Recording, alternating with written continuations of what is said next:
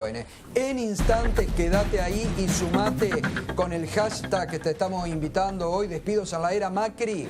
Te vamos a contar a través de los dirigentes sindicales que ya se encuentran aquí con nosotros, Hernán Zurieta de ATE del Ministerio de Trabajo, Leonardo Fabré de la Secretaría General de ANSES y Claudio Marín, secretario gremial de la CTA, los despidos en la era Macri, el proceder. Hoy comenzamos y mañana estamos preparando un programa especial con todo el tema, así que si vos tenés información, también aportala y aportala a nuestro productor ejecutivo a través del Twitter @Nico Bocache, toda la información para mañana jueves. Los queremos aquí a los despedidos de las distintas áreas para hacer un programa especial. Lo que otros callan, nosotros esta noche, además, un trabajo especial de Alejandro Berkovich que te va a mostrar todo el mapa de los despedidos en distintas dependencias del Estado. Eso en instante. Alfredo Zayat, buenas noches, ¿cómo estás? Bien, muy bien, Gato. Gracias por venir, Alfredo. ¿Cómo estás? Por favor. Bueno, el domingo plantaste ahí el tema que tuvo amplia repercusión. ¿Se viene un nuevo megacanje con los mismos protagonistas del pasado? Ya está el megacanje. Ya está. Hoy salieron 2 resoluciones del Ministerio de Economía formalizando ese megacanje entre letras del Tesoro intransferible por bonos también del Tesoro. Esto eran letras del Tesoro intransferible en manos del Banco Central, letras que recibió el Banco Central a cambio de dólares que le entregó al Tesoro. ¿Para qué? Para pagar deuda. Por ejemplo, la del 3 de enero del 2006, que fueron 9.530 millones de dólares que se le pagó al Fondo Monetario Internacional. Y por otras 2 letras más que totalizan 16.099 millones de dólares para pagar deuda con organismos financieros internacionales y con acreedores privados. Ese megacanje, en la primera fase del megacanje de 16.099 millones de dólares, ya está concretado. ¿Por qué te digo primera fase? Porque ya el ministro de Hacienda y Finanzas adelantó que van a ser 65.000 millones de dólares que se van a canjear. Ahora bien, ¿qué significa esto? ¿Qué significa para la gente que por ahí no está? Que megacanje lo tiene asociado muy a la época de Fernando de la Rúa y justamente no hay que pasar por alto un dato de la Suprema Corte de Justicia de la Nación que confirmó el procesamiento de Sturzenegger, que es el presidente del Banco Central, por ese megacanje. Por el canje del 2001, claro, cuando era secretario de Política Económica del Gabinete Económico de Domingo Felipe Cavallo, del gobierno de Fernando de la Rúa. Digamos, para decirlo en forma muy clara, digamos, este megacanje implica un incremento sustancial de los pagos de intereses de la deuda que va a realizar, va a tener para el presupuesto nacional, obviamente aquí en Argentina. Por lo pronto, solo por esta primera fase del megacanje, en el 2016, en el presupuesto 2016 respecto al presupuesto 2015 se incrementa 15% el rubro de intereses de la deuda. ¿Sabes cuántos son? Son 15.000 millones de pesos. 15.000 millones de pesos simplemente por... Es decir, que ya comenzamos el 2016 con un aumento de la deuda. Con el pago de intereses de la deuda. Y todo esto fue realizado por un DNU, vamos por la formalidad. Otro DNU más para modificar el presupuesto. Eliminó el artículo 52 del presupuesto 2016, un DNU fechado el 22 de diciembre, pero publicado el 23 de diciembre. ¿Para qué lo hacen? Digamos, ¿cuál es el objetivo? Punto 1. Para entregar estos nuevos bonos que van a devengar, o sea que va a tener una tasa de interés del 7,75 y 7,875 versus unas letras intransferibles de casi el 0%, ahí es donde vos ves que aumentan los intereses, pero para entregar estos bonos a un grupo de bancos internacionales, el HSBC, el JP Morgan, el Citibank, el Deutsche Bank y Goldman Sachs, para que estos bancos entreguen entre 8.000 y 10.000 millones de dólares a las reservas del Banco Central. O sea que estos bonos pasan a estar en manos de estos bancos internacionales. O sea, una deuda que era intrasector público, o sea, entre el Tesoro y el Banco Central, y por consiguiente no es exigible, o sea que podían negociarlo fácilmente. Exacto, porque estábamos entre vecinos. Exacto. En la vecindad. O sea, ahora la internalizamos. Claro, pasa a manos del sector privado. O sea, el inmenso esfuerzo social que significó el proceso de desendeudamiento con el sector privado, el gobierno de Mauricio Macri empieza a dar marcha atrás y le empieza a dar negocios a los bancos internacionales. Bueno, y esto con lo que ya se ha conocido en épocas pasadas, recientes, ¿no? En el 2001, ¿no? De las comisiones fabulosas y de todo lo que se llevaron estos bancos internacionales, ¿no? Los negocios extraordinarios para los bancos son las comisiones, como bien mencionás, digamos, todas las ingenierías financieras vinculadas con reestructuraciones, préstamos garantizados y la especulación con los bonos. Claro. La especulación con los bonos, pero un aspecto adicional que es muy importante. Si se incrementa el gasto para pagar intereses, hay dos posibilidades: aumenta el gasto público o achicás otras partidas del gasto para hacer frente a los intereses. Vuelvo a recordar, son casi 15.000 millones de pesos más solamente en este año por pago de intereses. Bueno, empezaron achicando, ahora vamos a hablar del tema, ya empleo público. Bueno, la lógica teniendo en cuenta cuáles son la política económica, el pensamiento económico del equipo económico de Mauricio Macri, es que diga, bueno, hay que ajustar, y hay que ajustar otras partidas. ¿Qué otras partidas? Y uno ve el presupuesto nacional y tenés un poquito más del 65% que son de seguridad social, gastos sociales, y la otra es de infraestructura. Entonces, ahí es donde van a decir, bueno, hay que ajustar. Pero no solamente esto.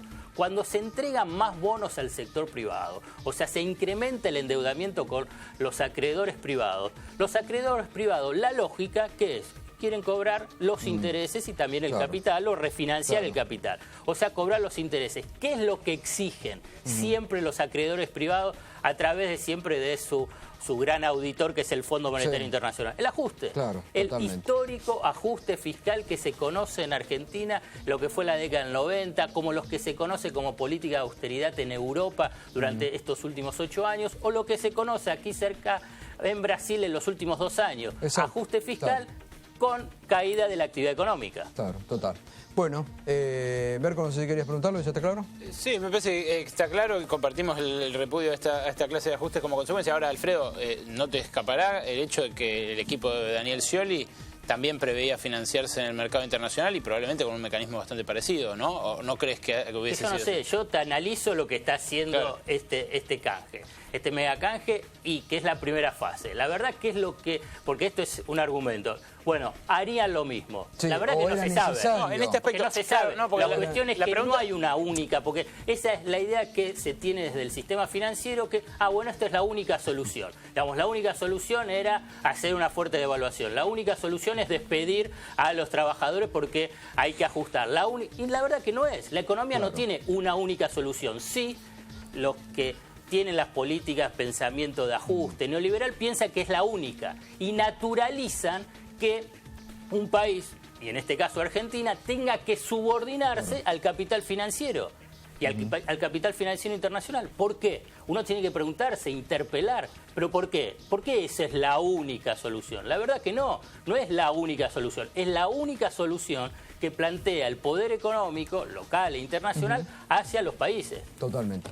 Alfredo, gracias como siempre. No, por un favor. gustazo. No, un gusto para mí. Muy bien. Alfredo Zayat pasó esta noche en Minuto 1. Nos vamos ya al disparador para el informe que se viene, despidos en la era Macri.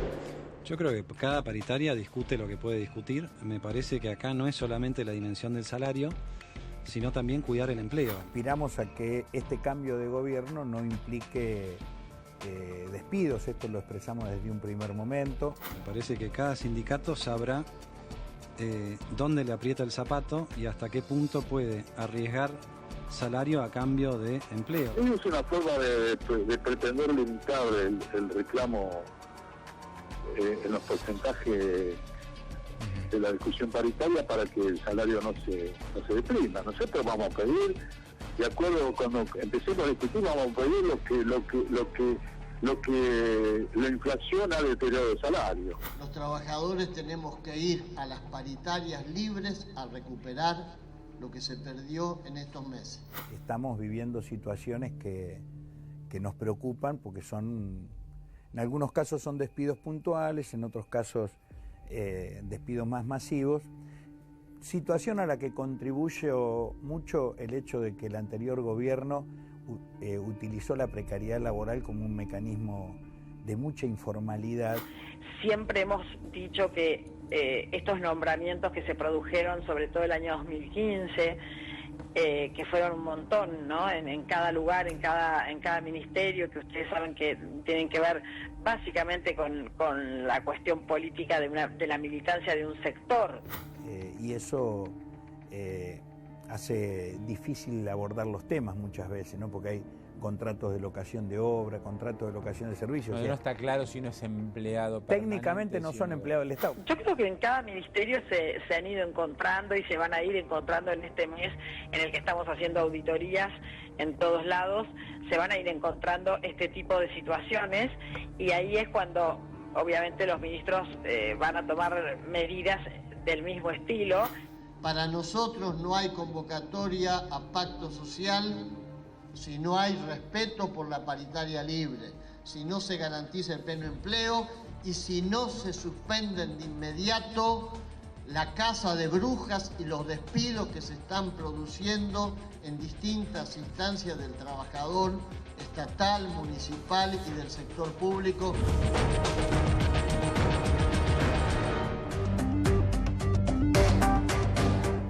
Bueno, en este marco ya estamos con Leonor Fabré, que es secretario general de la ANSES y de la CGT de Hugo Moyano, Hernán Izurieta de la Asociación de Trabajadores del Estado, Ministerio de Trabajo, y Claudio Marín, secretario gremial de la CTA. Pero en este marco hay que decir, hoy, algo recién veíamos, pero esta mañana tuvimos una extensa nota con Hugo Moyano, que por primera vez Hugo Moyano, ya a poco de asumir, salió a ponerle un límite muy contundente, sobre todo al ministro de Economía, Alfonso Prat-Gay. En un momento expresó Moyano, ¿pero qué se creen? ¿Están agrandados? Y salió a decir que no van a tolerar ni despidos ni que les pongan un tope a la discusión salarial. Además, dijo Moyano, nosotros, como recién veíamos, vamos a pedir hacia atrás, nada de hacia adelante. Lo que sea deteriorado el salario, lo vamos a pedir. Y echó por tierra Hugo Moyano hoy la posibilidad de un acuerdo económico y social. Dijo, ¿de qué acuerdo económico y social viene a hablar el gobierno de Macri cuando están despidiendo, cuando los empresarios que se han hecho un super colchón con los aumentos de noviembre y diciembre ahora dice que no van a retrotraer y quieren ajustarlo a los empleados? Atención, es el primer límite fuerte que Moyano plantea desde la CGT. Antes lo habían hecho Yasky, Blomicelli y distintos, bueno, y ahora van a ver los secretarios de las distintas organizaciones gremiales cómo se paran frente a estos despidos.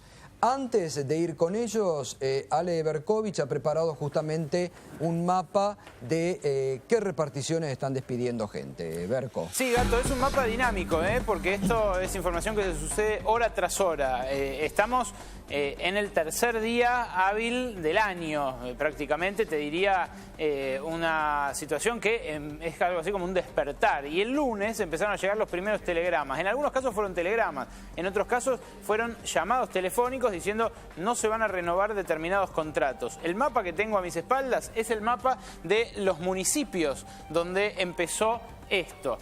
Hay algunos municipios de algún color y otros de otro, y eso te va a sorprender. Bueno, primero esta novedad, la de Hernán Lombardi en el Centro Cultural Kirchner, que avisó que los 600 contratados que había en ese museo iban a ser revisados íntegramente y que probablemente solo 15% vayan a tener continuidad. Eran contratos muy precarios, gente que recién ingresaba a trabajar y que ahora está en la incertidumbre total. Hubo algunas protestas aisladas, ayer había manifestantes en la puerta todavía, pero no los dejaron ingresar al trabajo y muy presumiblemente la mayoría de ellos ellos no va a continuar. Luego, los municipios. En los municipios se dieron situaciones bastante tensas. Hoy amaneció tomado el municipio de La Plata. En el municipio de La Plata, Julio Garro, el nuevo intendente de Cambiemos, les avisó a 4.500 contratados y cooperativistas que no iban a continuar cumpliendo las funciones que habitualmente cumplían en el municipio. ¿Por qué hago la especificación de que son contratados y cooperativistas? Porque no son empleados de planta permanente de los municipios, son empleados que bajo distintas formas precarias fueron ingresando a la tarea en este nivel del Estado, que como todos sabemos es el que menos dinero gana dentro del mapa general de los estatales de nación, provincia y municipios. Esa toma seguía hasta esta tarde y había mucha tensión entre los gendarmes que estaban apostados en la puerta y los manifestantes, en muchos casos de organizaciones sociales o de los gremios presentes allí, que por supuesto repudiaban todas las desvinculaciones. ¿Quién más? En Lanús y en Quilmes, dos partidos del sur del conurbano que fueron ganados justamente por Cambiemos en estas últimas elecciones, dando batacazos contra el Frente para la Victoria, que tenía prácticamente asegurado el triunfo en algunos de estos casos. Bueno, Martiniano Molina, conocido chef y que ahora debuta en la función pública con esta intendencia,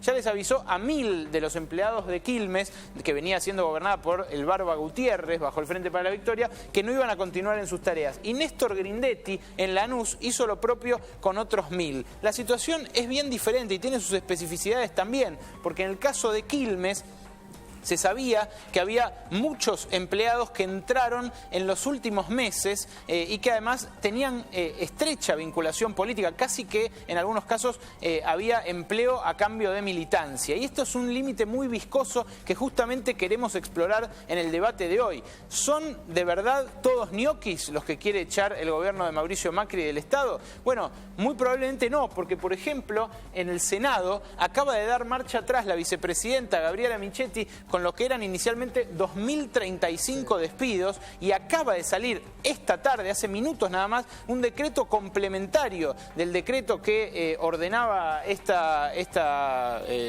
desvinculación masiva de empleados, con el argumento de que habían sido masivamente ingresados en la época de Amado Boudou, además uno de los más desprestigiados miembros del anterior gobierno. Y Gabriela Michetti dio esta tarde marcha atrás con los despidos de discapacitados que habían sido despedidos como parte de esta norma, de este decreto, y también de padres de discapacitados. Claro, porque hay una norma, no nos olvidemos, que es ley, que da un cupo de discapacitados en el Estado Nacional. Sí, sí. Y justamente se denunciaban que muchos discapacitados. Bueno, pero ahí está el error garrafal de meter a todos en la misma bolsa. Exacto. Y de no esperar la auditoría que la propia vicepresidenta había ordenado a la UBA. ¿Por qué no esperan primero una auditoría? Se sabe quién es ñoqui o quién no, y no le rotulan, porque es muy feo. Yo la verdad quisiera preguntar, y que alguien me lo responda entre hoy y mañana, vamos a preguntar esto: ¿cuántos dirigentes políticos de la Argentina,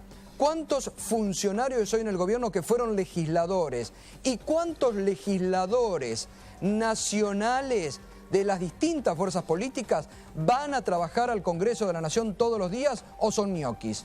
¿Por qué no preguntamos eso también? Bueno, la excusa en este caso, o el argumento en este caso, fue que no se sigan acumulando capas geológicas de empleados que vienen con cada administración y después se quedan en el Congreso. Está bien, pero eso es una responsabilidad de toda la dirigencia política en su conjunto. Exacto. Lo hacen todas las administraciones. Y otra pregunta, Gato, quizás incómoda. Si toda esta gente eran efectivamente ñoqui, ¿no deberían iniciar causas? Penales, por estafa, penales. Obvio, tiene que haber denuncias concretas. Claro. Porque acá lo que pasa, que ayer lo decíamos también con el motivo de la triple fuga, hay mucho marketing político. Quieren quedar bien con algunos sectores, te meten el ñoquis, apañados por algunos dirigentes políticos notorios, que son legisladores nacionales y que yo quisiera, reitero, y por favor si alguien me puede pasar la información, cuántas veces han ido al Parlamento Nacional, cuántas sesiones están, en cuántas sesiones han estado presentes, cuántas veces han hablado. Vamos a empezar a indagar cuántos dirigentes políticos están libres en la Argentina como para decir a muchos laburantes que no se merecen el rótulo de ñoquis. Es muy despectivo y es muy feo. Gato, lo que se vivió en las municipalidades de Quilmes, de Lanús y de La Plata es solamente el inicio, porque hay otros municipios como muy populosos, además como 3 de Febrero, Hurlingham y Morón, pero específicamente 3 de Febrero y Morón, donde están en una situación parecida. Acá lo mencionamos a Juanchi Zabaleta, justamente en su momento un ladero de Amado Vudú que se alzó con la intendencia de Hurlingham, antes en manos de Juan Acuña. Bueno, él es del Frente para la Victoria y Zabaleta acaba de desvincular a 300 empleados municipales que había incorporado a la planta permanente Acuña el día antes de irse. Entonces, esto es algo que ocurre también siempre que hay una transición entre adversarios en un distrito e incluso entre adversarios internos, en este caso del peronismo. Ahora, la masividad que está alcanzando en los casos de Lanús, de La Plata especialmente, y en otros más, es algo que empieza a generar una conflictividad inusitada. Y además, en general, cuando hay una transición entre distintos caciques bonaerenses o intendentes, se daba algo negociado, no un plumazo de despidos y después revisarlos, como claramente ocurrió en el Senado. O auditorías, ¿no? Sí, auditorías bueno, igual Gato. Porque nadie puede apañar ñoquis. Igual la auditoría... Gente que labura, gente que cobra sin ir a laburar no puede ser apañado. Por supuesto, pero igual la auditoría de la UBA, vos sabés que maneja la Facultad de Ciencias Económicas. Bueno. Los buenos muchachos los conocemos muy bien. No estoy seguro de que esa sea la mejor auditoría posible. Pidan a otra. Hay muchas universidades prestigiosas en la República Argentina. ONGs, gremios y demás. Ahora, ¿qué pasa en 3 de Febrero y qué pasa en Morón? En estos dos lugares también ganaron dirigentes de Cambiemos, del PRO, Diego Valenzuela, conocido historiador, periodista, y Ramiro Tagliaferro, ni más ni menos que el marido de la gobernadora María Eugenia Vidal, que desbancó a Sabatella allí y a su mayoría en el Consejo, y están enfrentando situaciones similares. En 3 de Febrero, de donde se fue Hugo Curto, uno de los grandes varones del conurbano, ahí había, por ejemplo, 2.500 empleados, o algo así como 2.500, 3.000, pero había 500 que estaban en comisión en el Consejo Deliberante. Y cuando Diego Valenzuela fue al Consejo Deliberante a ver a dónde estaban los 500 que en comisión del Ejecutivo en el Consejo Deliberante, no estaban trabajando. Bueno. Entonces, en esos casos... Ahí está bien, porque si no están presentes en el lugar de laburo... Los irán a buscar a la casa. Claro, si no marcan tarjetita, ¿no? O si no ponen, no sé, la tarjeta, el dedo, lo que tenga que ver, bueno, ahí está justificado. Pero de un plumazo empezar... O como ha habido situaciones muy antipáticas de pedirles DNI en la puerta del AFCA días atrás con un policía. Esas son épocas pasadas que, por favor, no hay que repetir en estos momentos de democracia. Hay lugares, Gato, donde las consultoras privadas que contrató el nuevo gobierno para hacer este relevamiento y establecer quién sirve y quién no, le están haciendo preguntas concretas sobre su filiación política. Ahí hay una persecución ideológica. Preguntas concretas sobre su filiación política. A mí me han llegado casos de un área de cultura de la provincia de Buenos Aires donde le pidieron que abran el Facebook y muestren sus publicaciones. Ahí hay una persecución ideológica. Inadmisible. Y es inadmisible, y hay que recordar que el presidente Mauricio Macri, cuando dio el discurso inaugural, dijo que Cambiemos no venía ni a perseguir ni a tomar revanchas. Y hay algunos funcionarios que están haciendo claros actos de revanchismo político en estos momentos. Más papistas que el Papa, quizás. Sí, y bueno. Veremos. Bueno, otro mito que queremos tratar de desarticular es el que vamos a ver en la siguiente placa. A ver. Esto, porque la idea que subyace detrás del ñoqui del Estado es que gana un montón de plata además. Esto es lo que gana un estatal en la nación, que es el lugar donde más se gana dentro del Estado, o sea, la nación, provincia y municipio. Estas son las categorías básicas, 3 ejemplos que encontramos. Por ejemplo, el cadete de servicios generales, categoría F, la letra más baja de ley marco, que empieza sin antigüedad, gana 6,5 lucas.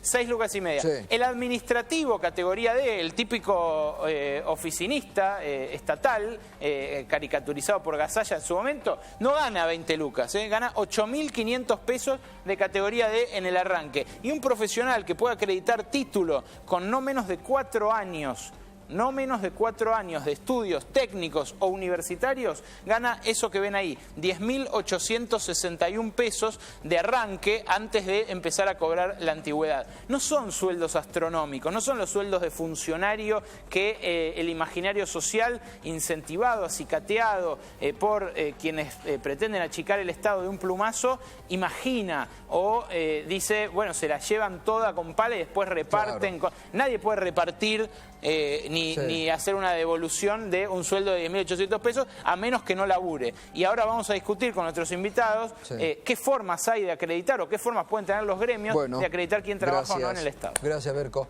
Bueno, a ver, Hernán Insurieta, sos de ATE, ¿no? Buenas noches. Buenas noches, ¿cómo te va? ¿Qué situaciones están viviendo que ya hayan registrado? No, como señala el informe y lo que se expresa claramente en la intervención de Alejandro, es que es una situación muy crítica.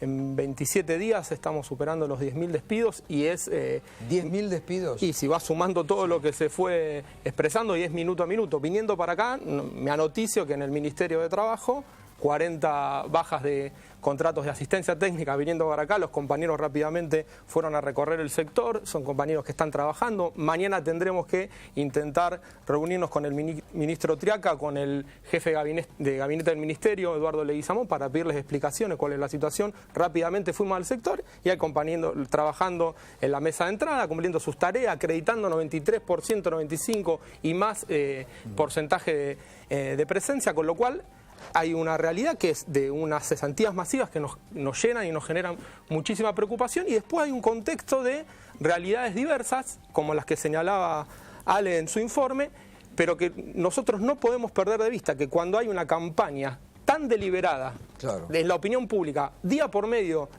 todos son ñoquis. Los principales medios de comunicación, día por medio, clavan una tapa que dice que en el Estado son todos ñoquis, son todos vagos, que militan en tal o cual agrupación política, para generar un consenso social que nos aísle a nosotros, a los trabajadores y trabajadoras del Estado, para poder aplicar una política de ajuste y de reducción de las políticas públicas. Y acá hay algo que no se puede perder de vista, y apelamos a la población, a la sociedad en general, que tiene que entenderlo, que se tome un minutito para pensar qué nos están diciendo los medios de comunicación en ese sentido, que recortar y golpear sobre el empleo público es golpear sobre el derecho a la educación, a la salud, al trabajo sobre la primera infancia, etcétera. Es golpear sobre derechos que hacen a la ciudadanía. A ver, Marín, ¿cuál está viviendo la situación en la CTA? A ver, yo más que nada represento el sector privado, digamos, de lo que es la industria privada y los servicios. Pero también estás en una central de trabajadores donde tienen repercusiones todos los días. Por supuesto. Lo que está pasando acá es que están llamando al despido. O sea, acá, primero, hay un esquema donde el Ministerio de Trabajo está subordinado al Ministerio de Economía.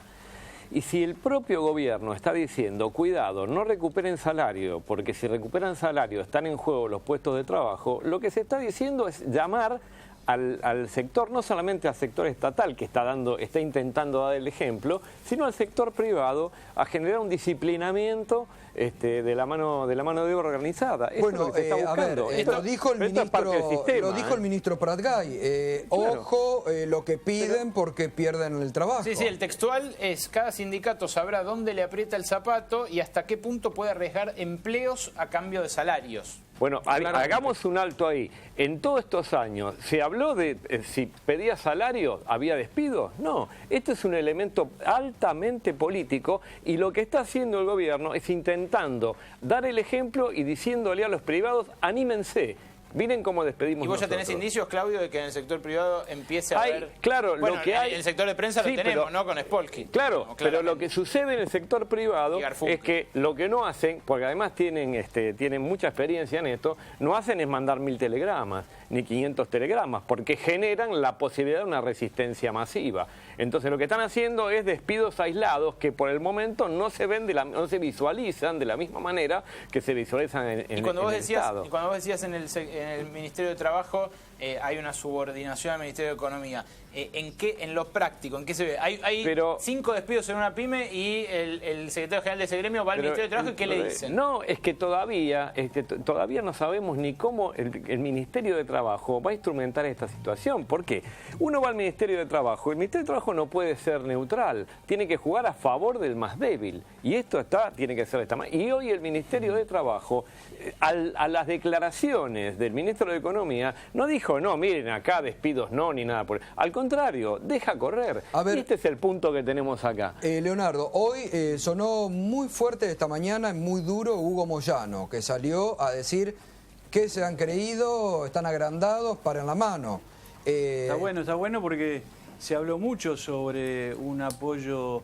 Bueno, él dijo, hoy admitió que lo había votado a Macri. Yo acá mismo en tu programa yo dije que Moyano en ningún momento estaba comprometido con el gobierno. No, pero hoy admitió que lo había votado a Macri. Bueno, pero Moyano es el dirigente con más sentido... No, él dijo que votó por convicción. Con más sentido de la equidad, por eso está en el lugar que está y apoyado por tantos gremios. Por lo tanto, nosotros no vamos a permitir bajo ningún punto de vista. Yo soy secretario de Seguridad Social de nuestra CGT, que conduce Hugo Moyano. Estoy totalmente seguro que nuestra central en ningún momento va a apoyar este tipo de políticas. En el caso de ANSES, del cual soy el secretario general de los trabajadores, no hemos tenido ningún despido. Sí tenemos algunas otras situaciones incómodas, porque hay que hablar sobre todos los temas. Acá el único que se fue del gobierno anterior fue Diego Bocio. Desde el número 2 de ANSES, de la etapa del gobierno anterior, hasta todos los gerentes, nadie ha renunciado. Como el encargado de manejar el Fondo de Garantía de Sustentabilidad es Luis María María Blaquier. El nuevo es Luis María Blaquier. Sí, pero el otro no renunció. O sea, Santiago López Alfaro. Nadie renuncia, nadie se va. ¿Y no les piden la renuncia? El que maneja ahora es el economista. Perfecto, pero tampoco el Rodrigo Ruete, que es el secretario el segundo cargo de ANSES, tampoco renunció, más bien que hoy hay otra persona que maneja. Ahora, Leonardo, el tema tiene que ver, el punto es la ética desde un lado y la ética desde el otro. ¿Qué quiere decir? Que se están queriendo atornillar. Están atornillados, hermano. Están atornillados. ¿Qué hay que hacer? Pero ellos son funcionarios políticos, ¿no? ¿Deberían ser funcionarios políticos? Claro. Ahora, pero lamentablemente hasta ahora no tenemos ningún despido de ningún trabajador de base. Está bien. Ahora, hoy también Moyano decía respecto a la frase de Pratgay que reiteraba Berco recién, no nos vengan a extorsionar ni nos vengan a poner. ¿Ustedes sienten, como decía, que ya hay como diciéndoles para la mano, lo vamos a... Que el ministro de Economía se preocupe de dónde le aprieta el zapato a él. Y que a él el zapato le aprieta mucho, evidentemente porque está llevando una política de endeudamiento, la misma política que yo he denunciado aquí en este mismo espacio en otro momento, el año pasado, que ha hecho Macri en la capital federal. En la capital federal nos dejó con 3.000 millones de dólares de deuda que los porteños lo vamos a terminar de pagar dentro de 100 años. Y el mismo estilo, el mismo mecanismo está siendo utilizado. Estos bonos normalmente fueron parte de una ideología positiva. O sea, el Estado emitía los bonos. El gran comprador de bonos era el propio Estado, a través de las instituciones que podían financieramente hacerlo. Caso ANSES, emblemático. Claudio, no, sería bueno que yo te escucho, me parece brillante, que todas las centrales podamos llegar a un acuerdo para poder generar una prohibición de despido. Porque entiendo que es el elemento disciplinador más fuerte que tiene hoy el gobierno hacia el movimiento obrero organizado. Y a su vez, la paritaria libre. Lo que pasa es que el régimen hay que ver qué régimen te cubre. En el caso nuestro, estamos en la ley de contrato de trabajo. Sí, pero es que justamente no somos empleados estatales puros. No, pero cuando hablo de prohibición de despido, digo, por X cantidad de días se prohíben los despidos de carácter masivo. ¿Por qué? Ese es un acuerdo, por ejemplo. Bueno, ese tiene que ser un acuerdo, pero tenemos que perseguirlo desde el movimiento obrero organizado. Para eso entiendo que si no, estamos en una situación de indefensión total. Claro, marcharon por ganancias, digamos. Podrían marchar. Pero nos quedamos de una... En ese sentido es muy importante que... y esto lo tiene que comprender el gobierno, que el que está en un plano de indefensión es este gobierno que no tiene base de sustentación política, porque si creen que ese 50% de votos que han logrado es de gente que es del PRO, en absoluto. Eso fue un voto negativo, el PRO tendrá un 20% de votantes reales, Todo lo demás fue un voto negativo. Eso lo puede perder este gobierno si sigue tomando este tipo de decisiones. Por eso mismo, Por eso bueno, yo creo, en ese sentido, déjame cerrar. Dale. Yo creo que hoy el movimiento obrero, las 5 centrales, no tengas ninguna duda que sintonizan exactamente lo mismo. Hoy está mucho más fuerte el movimiento obrero, con mucho más unificado, sin una persona que nos divida como era antes. Hoy está unificado el movimiento obrero. Así que el que tiene que ver dónde le aprieta el zapato es el gobierno nacional. Está en una situación endeble, no solo por la cuestión económica, macroeconómica, la microeconómica, sino también porque están hackeados por el narcotráfico. Acá tenemos cosas tan trascendentes en el país que no nos ponemos no podemos, es una irresponsabilidad que no se fomente la economía diaria, familiar. Ahora, bueno, en ese sentido, yo quiero, Gustavo, pero perdón un minuto. Perdón un minuto. Yo le quiero pedir a ustedes también una reflexión. ¿Cómo hay dirigentes importantes como Sergio Massa, candidato presidencial, que hoy salieron a decir que están a favor de despedir los ñoquis del Estado? Por eso, en ese sentido, en principio, para empezar a dar respuestas, se necesita que las centrales sindicales rápidamente salgan del inmovilismo, y si el año pasado había movilizaciones por el tema del impuesto a las ganancias, que era una reivindicación legítima y golpeada, pero sobre una franja de trabajadores, mucho más urgente es que salgamos ahora a poner un freno a esta ola de cesantías que está afectando a los trabajadores y trabajadoras del Estado. Y acá hay un doble componente, porque tiene un contexto, un elemento de ajuste, de achique del Estado, y tiene lo que señalaba Claudio, es todo un mensaje para el conjunto del movimiento obrero y para los empresarios, para decirle, hay condiciones para que ustedes puedan despedir, y a los trabajadores condicionarnos para la pelea paritaria que se viene, donde tenemos que recuperar el poder adquisitivo que perdimos durante todo el año 2015, más del 40% de la evaluación, que vayamos atados de mano. No, y ahí en ese alguien esperaba otra cosa, pero además alguien tenía otra idea. Y mirá, había gente que esperaba otra cosa. Nos está gobernando una clase social que para ellos es normal esto. Lo único que hay que decirle, mirá, la verdad, no llegaste arriba de los tanques como antes. No te traen los tanques como antes. Ahora te trajo el voto. Vas a tener que respetar las condiciones así como está democráticas planteado, funciona con el 25% de excluidos. Entonces tienen que generar 25% de excluidos. ¿Para qué? Para además bajar el poder adquisitivo del resto de los trabajadores. Ahora, esto está totalmente planificado, no es un tema. Bueno, por eso, pero además, yo también esto es Maquiavelo, es todo el crimen en una noche. Hoy también hay que ver, porque el gobierno quiere convocar a un acuerdo económico y social. Los empresarios, la COPAL como entidad, Berco, ayer lo comentábamos, le dijo al ministro Alfonso Pratgay, nosotros retrotraer precios, nada. Claro, es decir, jamás los empresarios van a... Está bien, pero hay que ver qué actitud toma el gobierno frente a porque eso se está sintiendo también en el bolsillo de todos, los aumentos desmedidos de precios. Gustavo, en ese sentido es notorio en la opinión pública que descalifica, estigmatiza a los empleados estatales como ñoqui. En el Estado no hay ñoqui. Lo que hay es miles y miles de compañeros precarizados durante años, durante 12 años. Caso concreto, por ejemplo, en el Ministerio de Planificación, 12 años que duró la gestión de vida, ni siquiera crearon la Dirección de Recursos Humanos. Ni siquiera se creó la Dirección de Recursos Humanos, 12 años tuvieron. Ese organismo que hoy no existe más queda desguazado en 5 y los compañeros en esas estructuras no saben a dónde van a ir. Y hay además despidos para que ñoquis, por ejemplo, hay despidos. En el Centro Cultural Kirchner. El centro, por ejemplo, en el Centro Cultural Kirchner hay parte, otras partes va a ir a interior. Ese ministerio se desguaza y los compañeros no saben a dónde van a ir. Que cortarse los pies para y una cosa más, por ejemplo, uno se imagina un ñoqui trabajando en programas de primera infancia, entre otras cosas. Por ejemplo, el programa Primeros Años, 33, porque está lo masivo y también lo chiquito. Hay 33 pedidos de baja de contrato, entre ellas de un delegado de ATE, en un programa dedicado a la primera infancia que impulsa el Ministerio de Desarrollo Social en coordinación con el Consejo de Coordinación de Política Social. Están bajando 33 contratos ahí. ¿A usted se imagina un ñoqui laburando con los pibes de los barrios en todos los lugares del país? No, claramente, bajo el discurso de que son todos ñoqui, que son todos vagos, que militan en tal o cual fuerza política, lo que se está descubriendo una política que quiere ajustar, que quiere golpear sobre los sectores más vulnerables de la sociedad, y lo que nosotros como trabajadores y trabajadoras del Estado tenemos que ganar en el debate con la opinión pública es que nuestro trabajo hace los derechos de la comunidad, de sus sectores más vulnerables, y que si golpean sobre el empleo público, golpean sobre esos derechos. Hernán, yo te pregunto, ¿acá son despidos ñoqui o ven que hay persecución ideológica clara? También está esa situación. Es claro, uno escucha las palabras de la vicepresidenta de la Nación. Yo creo, se supone... Hoy dijo que van a ir ministerio por ministerio, a repetir lo mismo que hicieron en el Senado, dijo ministerio por ministerio. Para nosotros, todo todos los compañeros y compañeras que cumplen sus funciones, que cumplen sus horarios, que cumplen con su tarea, con su rol, son trabajadores.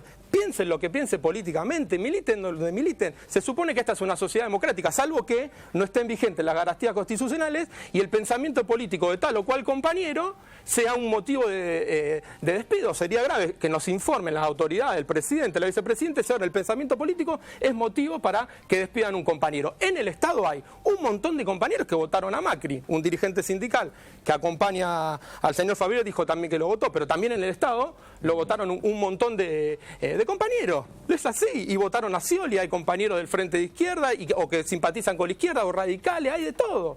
No hay una única agrupación y no podemos convalidar ni la casa de bruja, ni la persecución, ni un neomacartismo sobre algún compañero o compañera. Y que a esta altura más que claro que no soy kirchnerista precisamente, pero nosotros defendemos a todos nuestros compañeros y compañeras. Va a convalidar eso, pero lo que hay que tener conciencia, que lo que piense el pueblo, vos, en este momento... Sí, también Leonardo, hay que tener en cuenta el momento que lo están haciendo, ¿no? Que hay mucha gente de vacaciones, hay muchos que se hacen los distraídos, aprovechan que hay mucha gente que está ya de vacaciones o pensando en las vacaciones y te meten esto. Los gremios tenemos que estar atentos y preparados para que no nos despidan ningún compañero.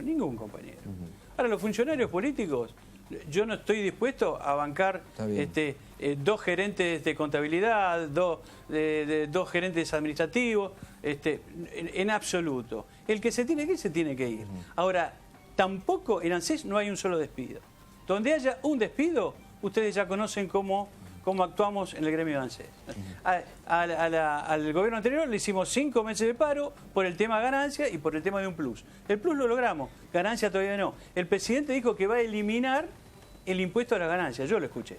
Va a eliminar el impuesto a las ganancias. Si no eliminan el impuesto a las ganancias, arrancamos mal. Vasco, ustedes, te pregunto a vos concretamente porque sos delegado de base. Vas al Ministerio de Trabajo todos los días, fichás, entrás y te laburás. ¿Tenés idea o aunque sea una versión de algo que nos están preguntando muchos oyentes y que es, digamos, un rumor en algunas reparticiones públicas, que es que algunas de las consultoras privadas que contrató el gobierno para depurar supuestamente del empleo público recibe un pago por contrato bajado? O sea, por cada trabajador al cual le baja el contrato, engrosa el honorario que cobra esa consultora. ¿Eso lo escucharon? No, ciertamente no tenemos esa información. Entendemos incluso que con lo que plantea el decreto que días atrás firmó el presidente Macri, que instruye al Ministerio de Modernización para que sobre ese océano de precarización que se construyó durante todos estos años, no podemos perder de vista, el macrismo está ejecutando una política de ataque directo hacia el empleo público y los trabajadores y trabajadoras estatales, porque hay miles y miles de compañeros y compañeras precarizados. Tenés monotributistas, el artículo 9, que es una, como le decimos nosotros al Ministerio, la Ley Marco de Empleo Público en otros organismos, es un contrato sin ninguna expectativa de continuidad. Nosotros, cuando en la etapa anterior teníamos que pelear para levantar un despido, la Dirección de Recursos Humanos nos contestaba con la cláusula del contrato. No necesitan, podría ser, no sé, no tengo los elementos, sería irresponsable decir que eso puede estar pasando, pero te aseguro que con el nivel de precarización que hay en el Estado, que se hereda de la gestión, y es muy paradójico, porque hubo un crecimiento significativo del empleo público, de las funciones estatales reivindicables, que se hizo sobre la base de modalidades de contratación extremadamente precarias. Sobre eso, tengo que hacer una pausa. Ya, un segundito y venimos con Claudio Marín. Quiero decirles a los funcionarios del Senado, al secretario administrativo Elio Rebot, está invitado a este programa. Por supuesto, la vicepresidenta de la República, Gabriela Michetti, y por supuesto los funcionarios de las áreas distintas del Gobierno Nacional. Hasta el 25 de octubre venían todos, cuando eran candidatos o cuando eran legisladores, usted los vio, venían a este programa. Los esperamos. Las puertas de este programa y de este canal están abiertas a todos los funcionarios y lo estamos invitando al secretario administrativo del Senado, Elio Rebot, porque mañana vamos a seguir con el tema y mañana vamos a tener testimonios aquí de despedidos en distintas áreas. Son personas de carne y hueso que tienen identidad. Y les queremos pedir que todos los que tengan información a la producción, al Twitter, @NicoBocache, para enviar. Y gracias porque en este momento el hashtag despidos en la era Macri es trending topic en la Argentina. Pausa.